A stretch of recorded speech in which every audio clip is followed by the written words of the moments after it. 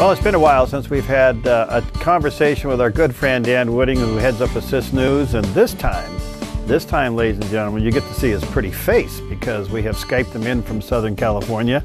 And if you ever have the opportunity, like I have on several occasions, to sit down and have a meal with this gentleman, you're in for several hours of exciting stories from all over the world. Dan, what a delight to have you, friend. Well, thank you so much. This is exciting, isn't it? I'm sitting here in Southern Cal, and you're up there in Medford, and we're somehow connected. This is amazing. Yeah, it really is. And you are live on radio and television at the same time. How about that? Hey, well, I'm just getting used to indoor plumbing, so this is amazing. Well, tell us, first of all, for those who are just hearing you for the first time, give us a little bit of a rundown of Assist News and what you do, because it's a tremendous service. Well, Assist News is a news service I began about 20 years ago. You know, I've been a journalist now since 1968. I began my career in London, England, with Billy Graham. He had a newspaper there called The Christian, and my first interview ever was with Coretta Scott King, the widow of Martin Luther King, just after he'd been assassinated, and she was in London for his memorial service, and eventually finished up working for some of the terrible British tabloids, lost my faith for a while, came back to the Lord, and got involved in working with Brother Andrew, God's smuggler, and helped to run his news service here in the States. And then eventually I left and started the Assist News service. And this is a news service that goes out to about 2,600 Christian media around the world. It's a free news service. Anybody listening or watching can get a free subscription. And we bring news mainly about the persecuted church, about world missions, and about popular culture. And we have a team of reporters from all over the world bringing these stories to us. And each one of us are what we call media missionaries. We don't even get salaries. We raise our own support as missionaries. And I'm pretty geriatric now. And my wife wonders when I'm going to get a proper job. Well, let me just say to our viewers and listeners, let me encourage you to go assistnews.net, sign it up. You're going to get about 8 to 12 emails a day of stories literally from all over the world. And let me encourage you pastors who are listening and watching as well. This is a tremendous service. And if you feel led, support them, be with them and help them, because they do it all by voluntary support. And they have reporters all over the world. And I am amazed, Dan, I don't know how many contacts you have around the world, because you're getting stories from places that nobody knows that even exist. Well, they keep growing by the day. You know, we've got about 20, 25 reporters that regularly send us stuff, and some of them really risk their lives to do these stories, particularly when they come from places like Pakistan. We've had reporters kidnapped there, held for ransom, and of course we have a policy that we don't pay for ransoms, but fortunately nobody's been killed, but some of our team have been arrested and tortured by Islamic extreme groups, so they lay their lives down on the line, literally, to bring this material. All right, let's get into some of into the material, but in particular, your latest book. Tell us about it. Well, it's called Cape Crusader, Rick Wakeman in the 1970s. Now, if you're watching or listening and you don't know who Rick Wakeman is, you ought to be ashamed of yourself, because he's the world's greatest rock keyboard player, but also a brilliant classical musician as well.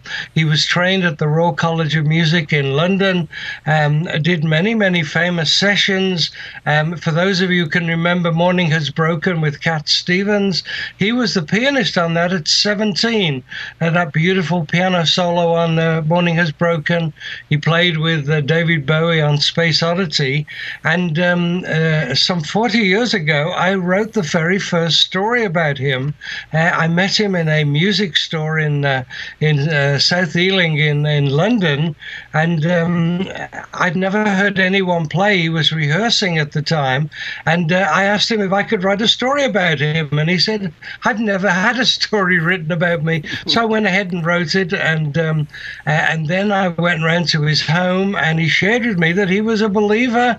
He was a Sunday school teacher. He'd been baptized, and we've been friends ever since. And so about 10 years after that, I wrote the initial book. Was then called Rick Wakeman, the Cape Crusader.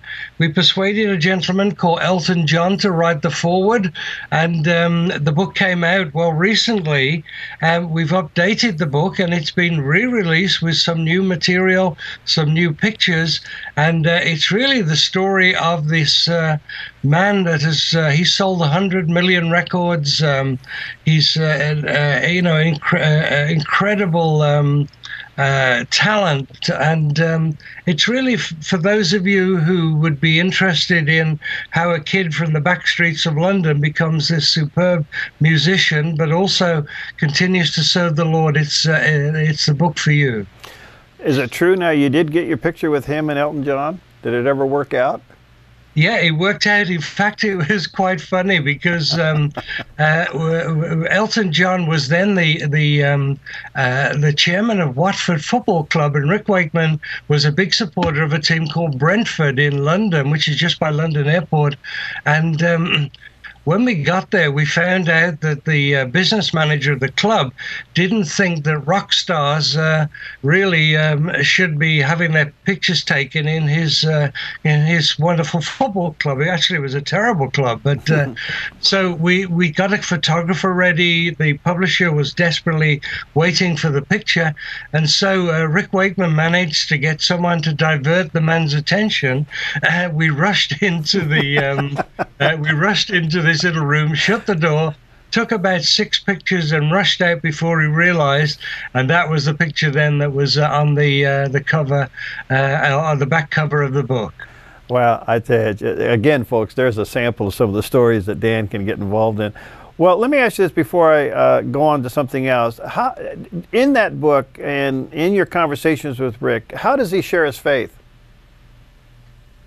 He does a lot of concerts where what he does is he goes around churches and halls and things like this, and he plays. He tells the story of some of the great hits that he's played on over the years with Yes. You know, he was the keyboardist 5 times with probably the world's most amazing progressive rock band. He does these solo concerts, and I've done several of them with him, where he plays some of the big hits, Morning is Broken, Space Oddity, Life on Mars that he did with Bowie. Then he tells the story, and then he gradually moves around to telling his own testimony, how he found the Lord as a teenager. He backslid for many years, became an alcoholic, finished up sleeping on a park bench in London, and finally gave his life back to the Lord. And we've done several tours with him with Assist. So he does that, and he's now got CDs and DVDs out with these concerts on. That's wonderful. Well, that's a great story. All right, let's move on to your novel. I talked to you briefly right when you were releasing it. I know you had worked on it for quite a while, Red Dagger. How's it going? Well, it seems to be going very well. We've had a couple of movie companies show interest, and a lot of it is based in Gaza.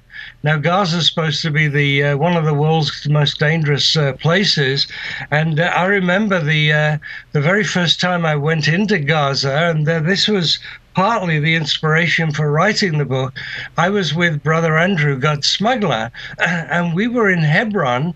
And while we were in Hebron, there was a big gun battle going on. And Brother Andrew suddenly turned to me. I had my video camera with me and said, "Okay, Dan, I want you to interview me in the middle of this gun battle."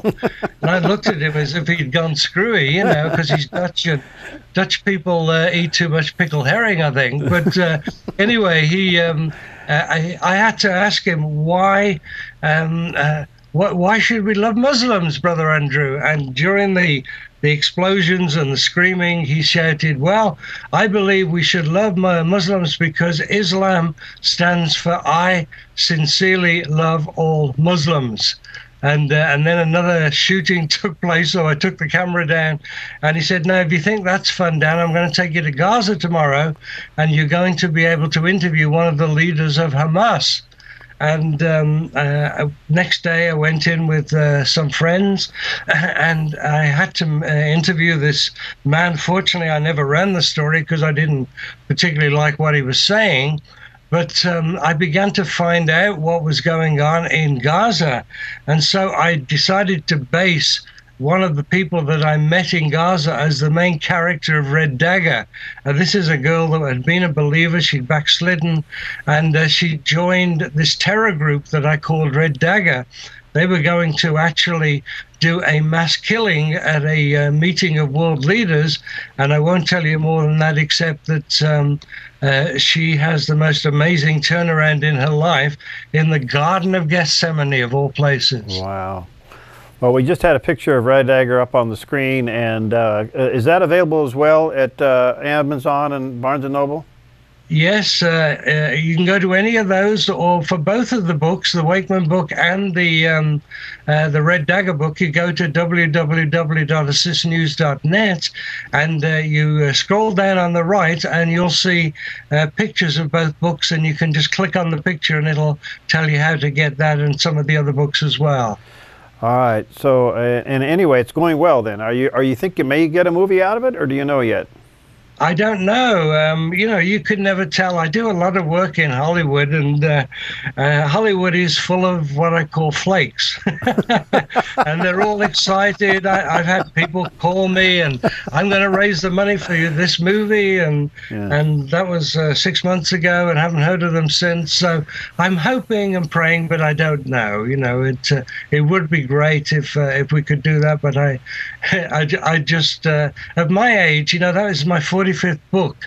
You know, I began to realize that, you know, people sometimes are trying to be nice to you, but they don't always follow up. I understand that. You were recently in Nairobi, Kenya. I want to talk to you about that, where you went to an extraordinary medical conference of about 500 Christian doctors from, what, 37 countries? Yeah, that was a very interesting project. This is run by a group called the World Christian Doctors Network. And these doctors believe in divine healing, but they also believe something. They believe that all miracles should be provable medically. So what they do is every year they gather together in a different part of the world, and they bring presentations of different miracles, and they also show the medical evidence. They show the x-rays, the EKGs, and so Dr. X will stand up and tell the story of this person that has been healed from, you know, cancer or whatever, and then he will show the evidence on the screen. And of course, these are medical doctors that totally understand what they're seeing. And then basically they then you know, ask lots of questions from the doctor making the presentation, and then literally vote whether it's a miracle or not. And so I've been to about 7 of these now, and it's absolutely amazing. Some of the miracles of people even being raised from the dead. We one year I launched a story on Dr. Chauncey Crandall, who had actually prayed for a man who'd been dead for 40 minutes in Palm Beach there at his clinic, and the guy came back to life, and he led him to the Lord. Well, a lot of people said that couldn't have happened. He must have had terrible brain damage. And one of the main networks, Fox Network, sent a camera crew out, found the guy that had come back to life, interviewed him. He was pretty together. And they also ran, it's on YouTube, I understand, they ran the story of this particular miracle. So, you know, for those of you who are cynical, I believe miracles still happen today. And Dan heads up Assist News. And let me encourage you, check it out, assistnews.net. It is an incredible resource. You pastors or lay ministers, or maybe just yourself, just want to know more about what's going on with the church around the world, and in particular the persecuted church, check it out. It's a free service, and you're going to get 8 to 12, maybe even more emails a day. of stories, and they are just incredible. And he provides this through assistnews.net. And let me encourage you as well, if you feel led of the Lord, send him an offering, because that helps, because all of this is done by goodwill and the love of people, and he's got connections that are just unbelievable.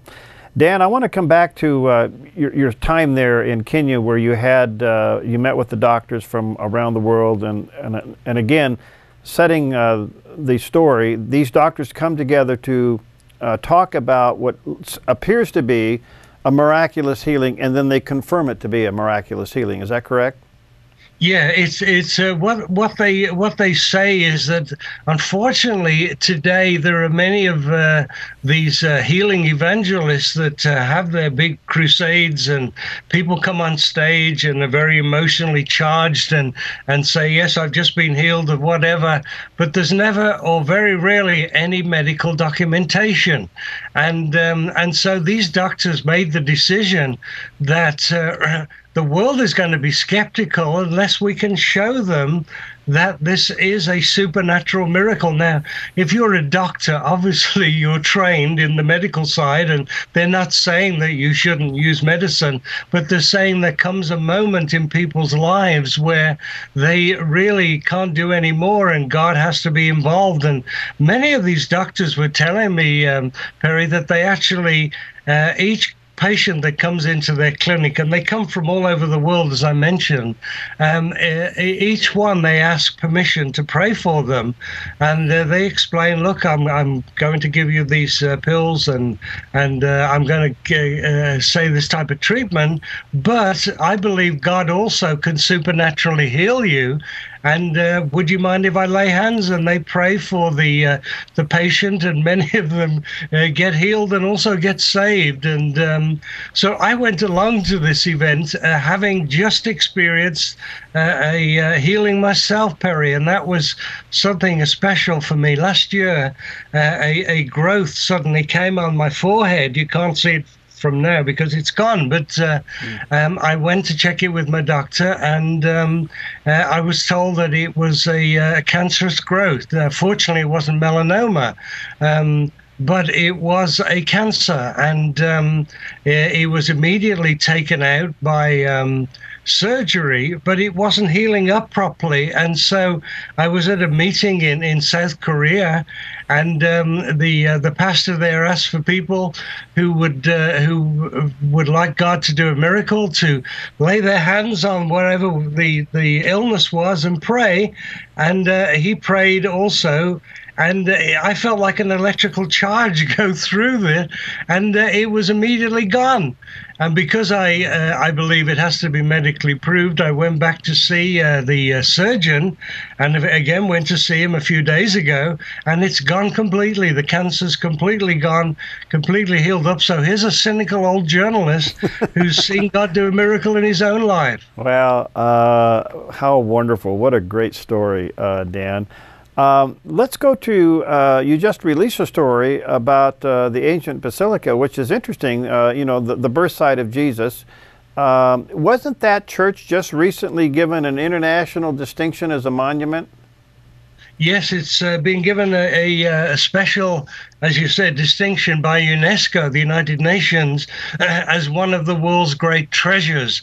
And for those who've ever been to Bethlehem, you know, it's a very weird church. You know, they quite regularly, they have fights in there between the different priests, you know, the Greek Orthodox and the different groups. Quite often they have little fights, which really isn't a very good example to the world. But, you know, some years ago, I wanted my wife, Norma, to come with me to Bethlehem, because not only did I want her to see the Church of the Nativity, the basilica there that you just mentioned, but I also wanted her to go to a Bible college in Bethlehem, which for some reason is called the Bethlehem Bible College. Isn't that amazing? They have 122 students there. They're all Palestinians, and they have to sign a form when they go to this college that they will stay in the West Bank and Gaza as witnesses for Jesus. because they feel that so many of the living stones of that part of the world, because of the violence, have been moving to the Europe or to the States. And so when we got to Jerusalem, after a couple of days, we went to Gaza, believe it or not. Had no trouble in Gaza. I went in with World Vision. And so the next day we found a taxi driver, and he said that he was Arab. He could take us into Bethlehem. And when you drive towards Bethlehem, at least you did in those days, it's changed quite a bit now because there's a huge wall around it. But you got to this checkpoint, and the Israelis would regularly just shut down the checkpoint, and you couldn't go in. And as this happened to be the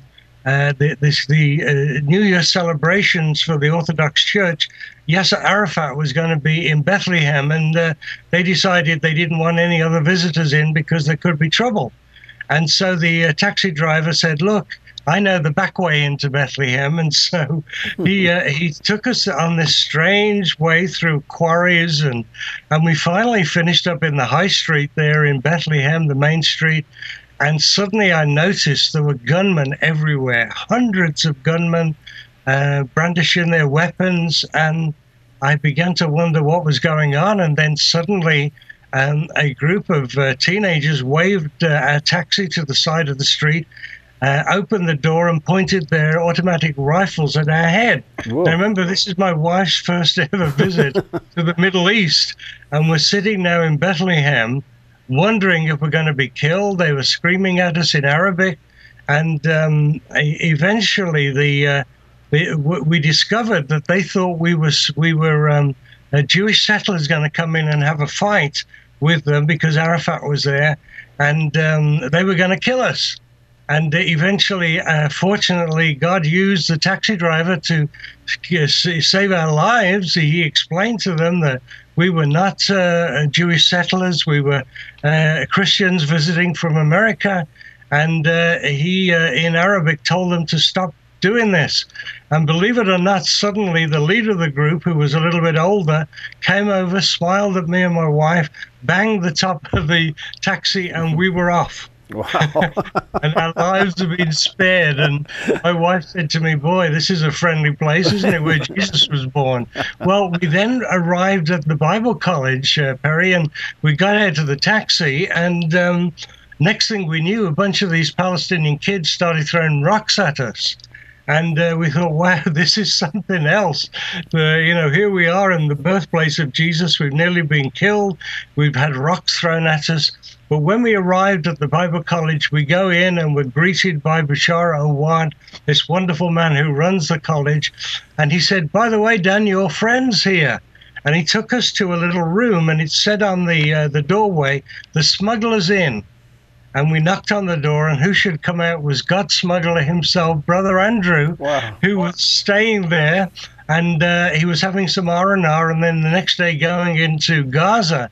So we told him what had happened, and he just prayed for us because, we were in quite a shape. I don't know whether you've ever been that close to death, Perry, but it's quite an experience. Yeah. And then we had some wonderful fellowship together. But I tell you, that trip into Bethlehem was something else. And last year I went back again. I decided it was like falling off a horse. I needed to go back again. So I went back, found the very place where we were nearly killed. And there wasn't any sign there that Dan Wooding was nearly killed here. But it's very different, very peaceful now. And I went also besides going to the church of the Bethlehem Bible College. And by the way, you can read some of my stories on the Assist News Service if you just type in Bethlehem Bible College. But I went back, and I can tell you now, it's very, very safe in Bethlehem. And as far as I know, you won't get any terrorists holding you up, or you won't get any rocks thrown at you. There you go. Is that church still pretty much controlled by the Orthodox? It's a mixture. There's several different groups, all own a little corner of it. And they all at times get so angry with each other because they think they should be the only ones running it, that they have these fights. It's unbelievable behavior at this place. but they have a little star there that you go down some steps, and they claim that this was the actual birthplace of Jesus. Now, of course, we don't really know whether it was or not, but you would think in such a holy place, Perry, people would at least behave themselves, if they're supposed to be representing Christ. Well, Dan, what time we have left, what do you think's happening around the world? Is there quite the stirring of hunger for openness to the gospel, or is it still got some real issues out there? Well, funnily enough, in the countries, Perry, where there's so much persecution, there seems to be great miracles. We regularly run stories about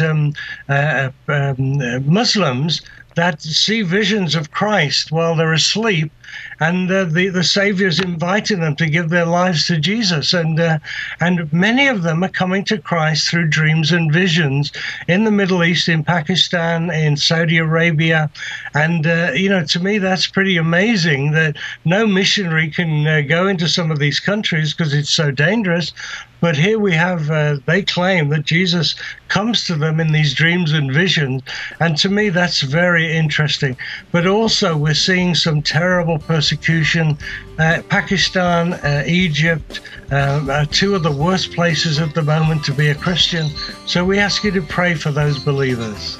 Well, Dan, what a special time to be with you. I'd love to have you back now that you figured out that your computer has a camera in it. Yes, and now we've got an indoor toilet as well. We love you. Blessed to you and Norma and your entire team. Keep up the good work. Let me say, our viewers and listeners, go to assistnews.net, check it out, and get a copy of his books as well. Dan, thank you, pal. God bless. We'll have you back soon. Bless all of you. Okay, we'll see you later.